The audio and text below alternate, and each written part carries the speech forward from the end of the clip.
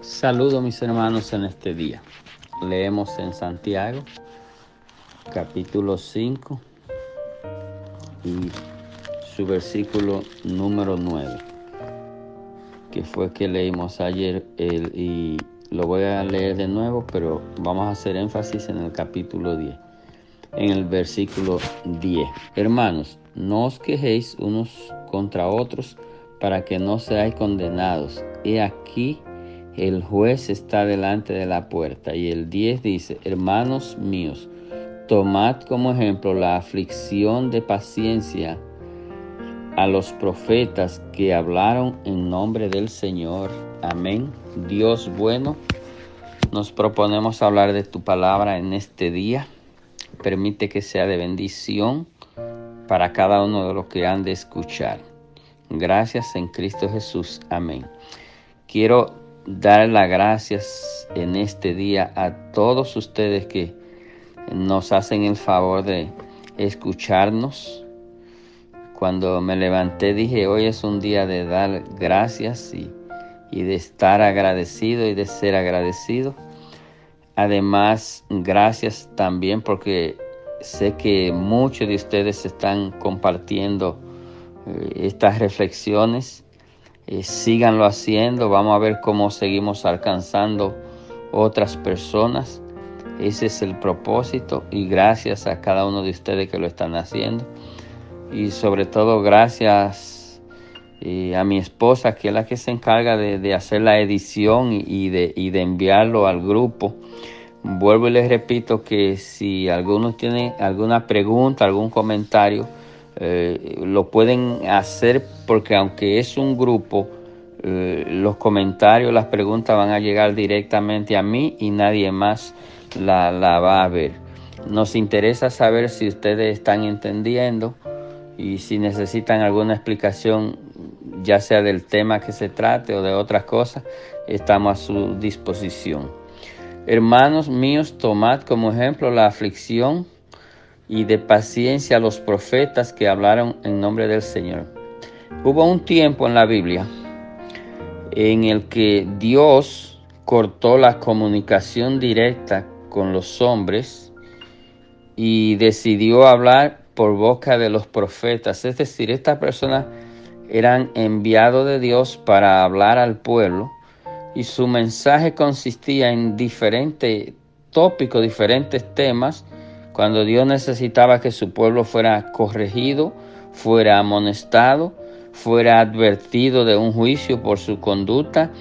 Recuerden que nosotros le hemos fallado a Dios tantas veces y de tantas maneras, y el deseo de Dios sigue siendo el mismo. Dios busca un pueblo fiel, un pueblo que le ame, un pueblo que le sirva, que le adore en espíritu y en verdad, dice la Biblia.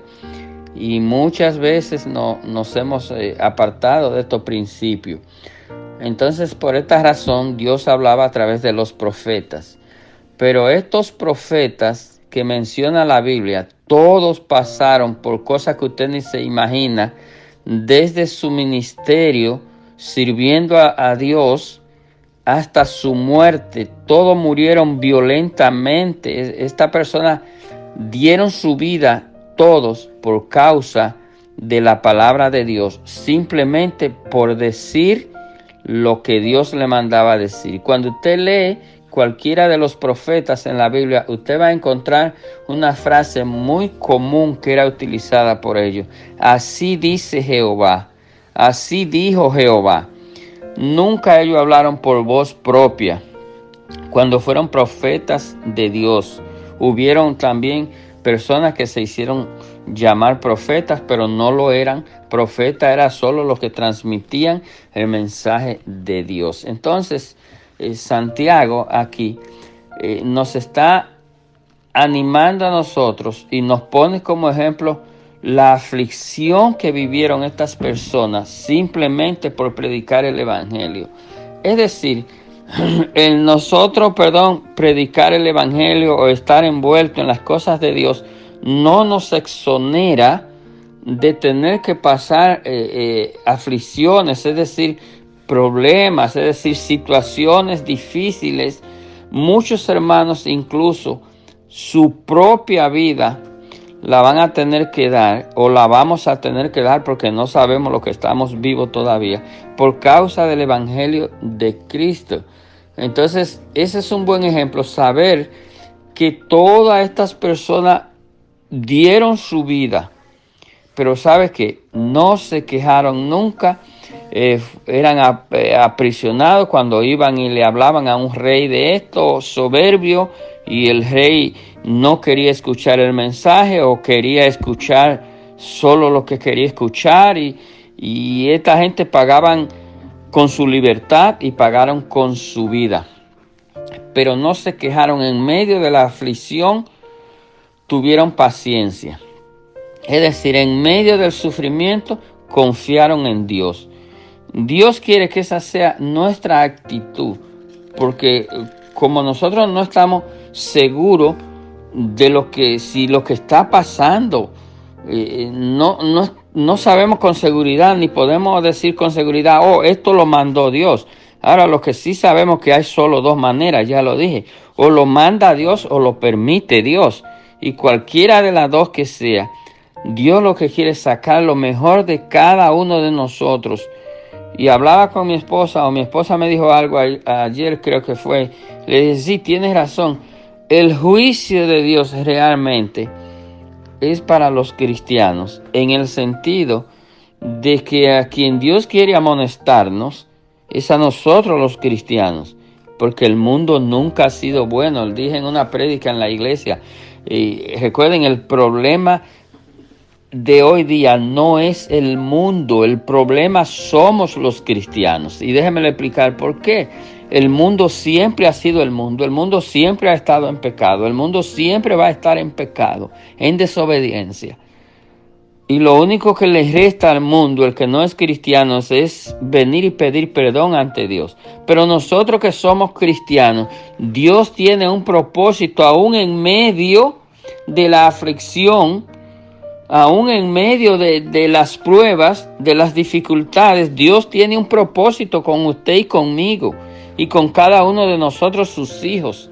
Y Dios necesita cumplir ese propósito, y Dios va a llegar hasta el extremo para hacernos entender a nosotros que Dios tiene un propósito con cada uno de nosotros y que nosotros debemos inquirir con diligencia, buscando la dirección de Dios, para que Dios nos revele y nos ponga en el lugar correcto, en el lugar apropiado, en la posición correcta, en la posición apropiada, no en la deseada. Dios necesita usarnos a nosotros, pero no es donde nosotros queremos.